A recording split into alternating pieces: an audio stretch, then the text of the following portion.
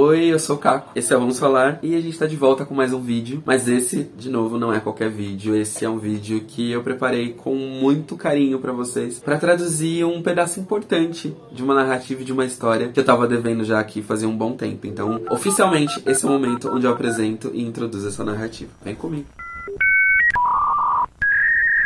Pra quem não sabe, ou pra quem tá chegando agora, eu lancei um single chamado Toda Madrugada. Ele foi um single lançado ano passado, no finalzinho do ano passado, por volta de setembro do ano passado. E a partir de então eu venho trabalhando ele, trazendo clipe, trazendo lyric vídeo. Mas chegou um momento onde eu vou trazer aqui algumas informações sobre a letra comentada. Então o momento é agora pra traduzir quais foram os sentimentos, quais foram as referências, de como eu cheguei nessa música, né? Então vem comigo que vai começar agora. Essa história que eu vou contar é sobre alguém que entrou na minha vida, bagunçando meu caminho, me deixando assim sem saída, e quase vi o meu fim. E o começo é mais ou menos assim. Nesse primeiro trecho, onde eu introduzo, né, onde eu falo sobre a história que eu vou contar, onde eu começo a traduzir o que é a música, a ideia é que a referência fosse, obviamente, né, do R&B anos 90, 2000, que trouxesse essa coisa meio instigante, meio sensual, mas que também trouxesse o caráter de narrativa, storytelling, né, onde eu pudesse ser um personagem para além do personagem que tá vivenciando a história, que eu pudesse mostrar uma outra versão minha em cima desse mesmo personagem que estava sendo apresentado, que pra mim fez até muito sentido porque eu tava contando já e cantando a música de um ponto de alguém que já passou por esses processos, né, já vivenciou esses processos. Então, o primeiro trecho eu falo sobre essa perspectiva, eu trago essa noção da narrativa através da minha fala e introduzo como quem começa a conversa e começa a história. Toda madrugada eu sei que é assim, você me domina, eu jogo o jogo, faz o que quer de mim. O segundo trecho é referente ao começo da narrativa de fato. Então eu começo a contando o que acontece nesse meu espaço, né? Que toda madrugada eu acabo perdendo esse jogo. Numa luta contra a ansiedade, né? Spoiler número 1. Se você imaginava que isso estava relacionado, né, especificamente a uma pessoa, na verdade não. Não exatamente, mas enfim. É mais sobre a minha luta contra a ansiedade e como acontece isso todas as noites e como eu fico todas as noites quando eu fico sem rumo. Então a minha ideia foi justamente descrever esse processo, falar sobre esse processo, trazer uma noção de conhecimento, né, para as pessoas e pro que eu tô apresentando de como era a minha trajetória. Então, aos poucos, essa trajetória vai tendo um desenrolar. Então eu começo falando, né, que eu jogo o jogo e que a ansiedade faz o que quer de mim, toda madrugada. Toda madrugada eu não encontro fim, mas essa noite isso acaba, não vai mais mandar em mim. No segundo momento, onde eu trago sobre finalmente eu me empodero e saio do momento que eu tô vivendo, que é o boom pro refrão, ou seja, eu decido que a partir daquela noite, os processos que me faziam ter ansiedade, entrar em depressão, tá me sentindo mal, que eu precisava romper com eles ali pra finalmente poder ser livre. Então chega no grito de desespero, que é o refrão, que é o terceiro trecho. Não aguento mais, rouba o meu sono, tira toda a minha paz, tirando meu sossego eu vou ficando para trás. Mas se quiser saber, já levou.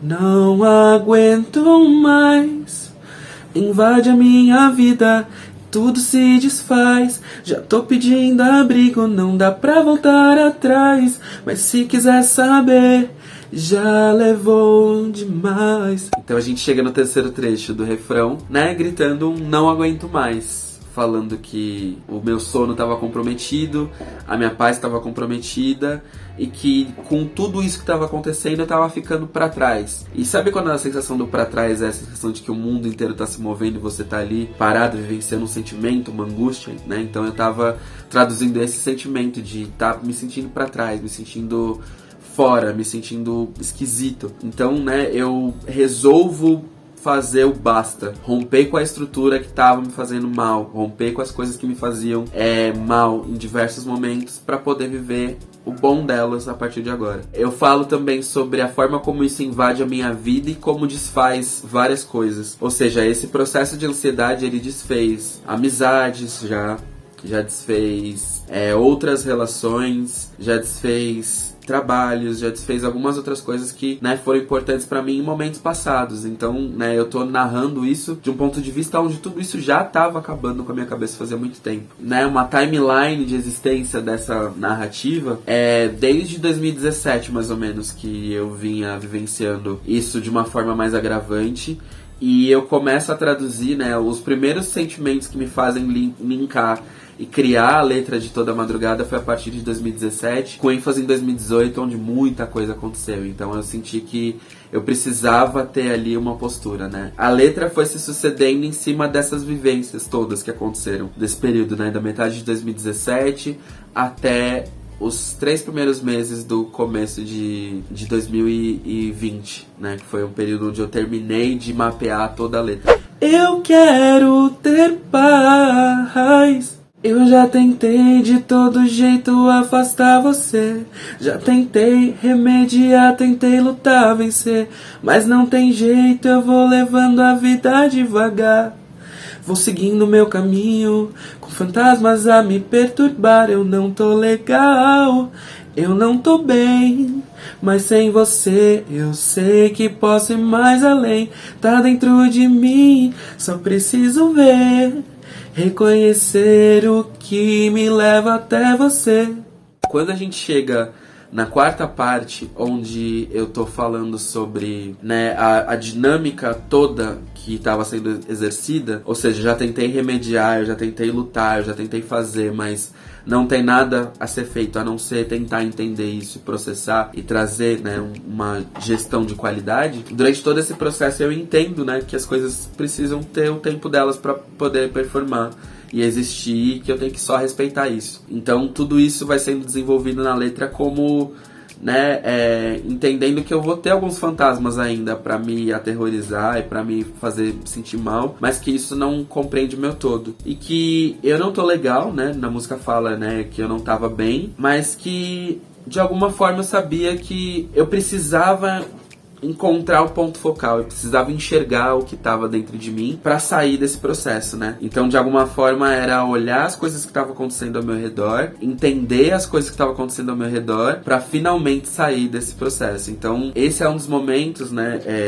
Dentro desse quarto trecho.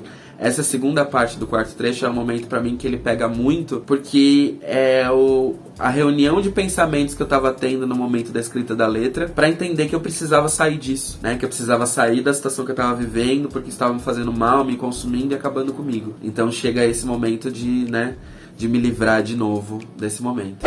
Não aguento mais, rouba o meu sono, tira toda a minha paz.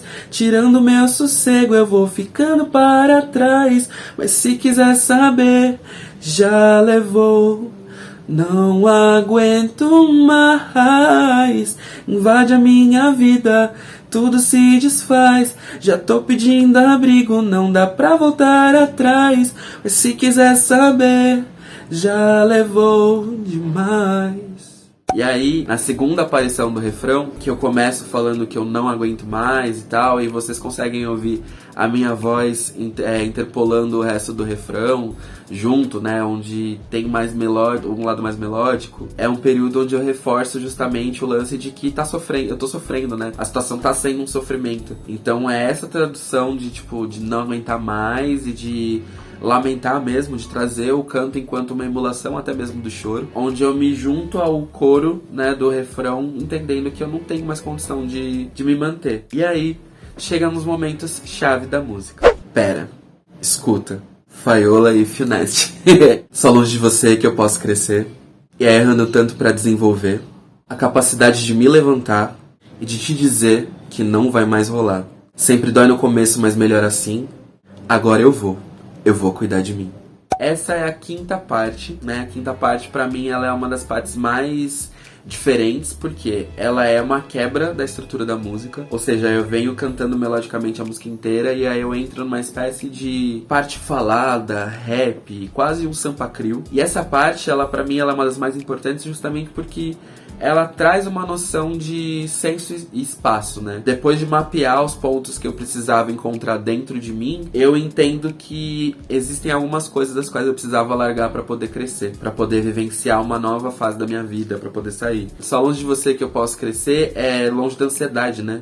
A capacidade de conseguir me levantar só existiria a partir do momento que eu entendesse que o meu processo era esse e que essas eram as armas que eu tinha na minha mão. E dizer que não vai mais rolar é justamente o poder, né, pausar essa relação, né, de modo que eu ia trabalhar, entender, lapidar e resolver, né, o que me fazia ligar a isso, mas que no começo poderia doer, né, existiriam alguns efeitos colaterais, obviamente, e que no começo poderia doer, mas que eu tava em busca de cuidar de mim e traduzir o meu melhor. E eu me junto, né, de novo melodicamente falando, né, sobre isso, no cuidar de mim, porque é o momento onde eu retomo a minha postura, né, eu retomo a minha força, e eu me junto ao coro de entendimento de que a minha vida precisa mudar a partir daí. E aí a gente chega na sexta parte. Na sexta parte é a repetição do refrão, onde eu de novo falo, mas de uma forma, né, meio lamentosa, mas mais forte. Eu falo sobre não aguentar mais e sobre desistir, né, de perder essa luta, sabe? De começar a ir atrás dessa luta. E aí eu vou repetindo o refrão, traduzindo o refrão de novo com a mesma emoção, falando o quanto isso tá me atrasando, o quanto isso tá me, né, me amarrando e que eu preciso sair disso, que eu de fato não aguento mais. E aí a gente vai para um momento de finalizar a música, né, de quase justificando o que eu precisava romper, quase justificando toda a dor que ficava pra trás, justificando todos os pontos que me atrelavam à dor. E aí eu chego no momento final da música, é a sétima e última parte. Pra mim não dá mais, não dá pra voltar atrás, eu quero ter paz, não aguento mais. Pra mim não dá mais, não dá pra voltar atrás, eu quero ter paz, não aguento mais.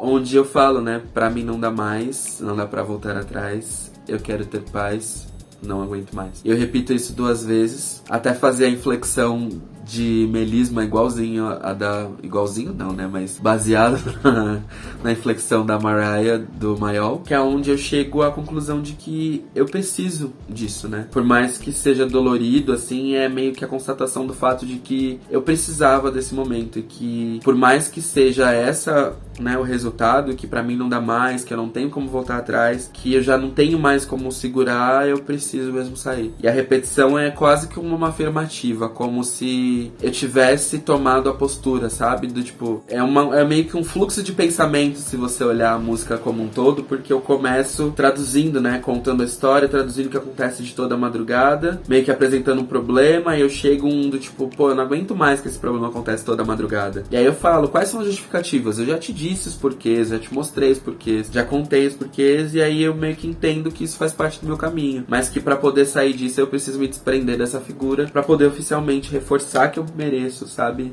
Ser feliz porque eu não aguento mais, eu mereço cuidar de mim. E finalizo, né, falando que eu tô cuidando, né, de mim, que não tem como voltar atrás, porque é um caminho sem volta. A letra surgiu, né, fun fact, a letra surgiu de um briefing. Como bom publicitário, eu escrevi um briefing. Eu resolvi me desafiar a falar sobre o sentimento que eu tava sentindo através de um briefing. Do tipo, o que me provoca, como provoca, o que acontece, quando acontece, como eu lido, o que eu já fiz, qual é a posição que eu tô. E isso calhou de mexer com muitas coisas na minha vida, né? Desde situação profissional que eu tava vivendo na época, coisas que eu queria fazer na minha vida, relacionamento que eu tava vivendo na época. Eu tava vivendo um namoro muito longo que já não fazia mais sentido por N motivos e me causavam ansiedade. Então, assim, tem muitas coisas aí que ajudaram a traduzir o que era o sentimento de angústia de toda a madrugada, né? E poder traduzir esse sentimento de angústia com veracidade foi o que tornou a música pra mim um ponto, assim, sabe, foda. Porque eu pude entender a forma como os meus sentimentos se processam e como